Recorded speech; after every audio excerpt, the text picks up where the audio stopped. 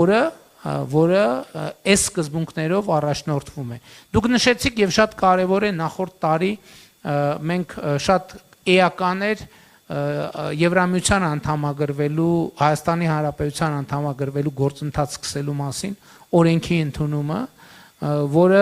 ելի անկյունակարային նշանակություն ունի մեր երկրի առաջին հերթին անկախության եւ ինքնիշխանության ապահովման եւ ավելի բարձր մակարդակ ապահովելու տեսակետից ես ուզում եմ եւս մեկ անգամ ընդգծել կառավարության ընկալումը այդ իրադրության նկատմամբ։ Արդյոք մենք ուզում ենք լինենք Եվրամիության լիիրավ անդամ։ Այո, աներկբա եւ միանշանակ։ Ինչպես ենք դա պատկերացնում։ Մենք մեզ հաշիվ ենք տալիս, որ որևէ երկիր եւ նախորդող շրջանի փորձը ցույց տվեց, այսինքն այդտեղ չկա, որ աշխարհքաղաքական կամ այլ նպատակահարմարությամբ երկրին չեն ընդունում Եվրամիության անդամ, որովհետեւ դրա համար կա մի շատ մեծ եւ կարեւոր նախապայման։ Երկիրը օբյեկտիվորեն պետք է համապատասխանի Եվրամիության ստանդարտներին։ Լավ, կարող է ոչ թե 100%-ով համապատասխանի, բայց գոնե 97, 98, 99%-ով պետք է համապատասխանի։ Հակառակ դեպքում խնդիր դնելը այդ պայմանի շրջանցմամբ դառնալ Եվրամիության անդամ, դա ուղղակի ժամանակի եւ էներգիայի կորուստ է։ Հիմա մեր ռազմավարությունը ամբողջը հետեւյալն է։ Մենք շատ ամուր եւ հստակ պետք է գնանք Հայաստանի Հանրապետությունը Եվրամիության ստանդարտներին համապատասխանող երկիր դարձնելու ճանապարհին։ Այ երբ որ սա տեղի կունենա, այդտեղ գալիս է քաղաքական որոշման հարցը, որտեղ մենք պետք է մեզ հաշիվ տանք, ի վերջո Եվրամիությունը կարող է որոշել, որ չի ընդլայնվում ինքը այլևս։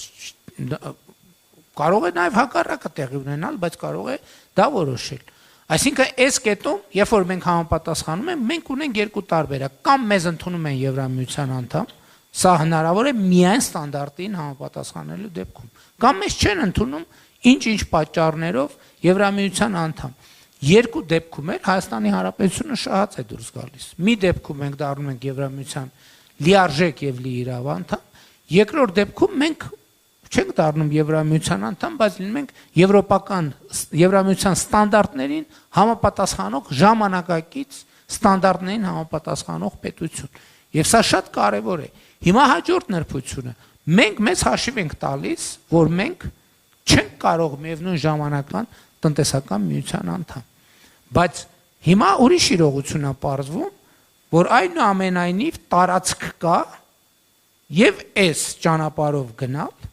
եւ լինել Եվրասիական տնտեսական միության անդամ։ Եվ մենք հիմա այսօր այդ տարածքի մեջ ենք։ Մենք հստակ ենք հայտարարում, մենք ձև չենք անում։ Մենք հստակ հայտարարում ենք, որ մենք գնում ենք այս ճանապարհով։ Բայց մենք այսօր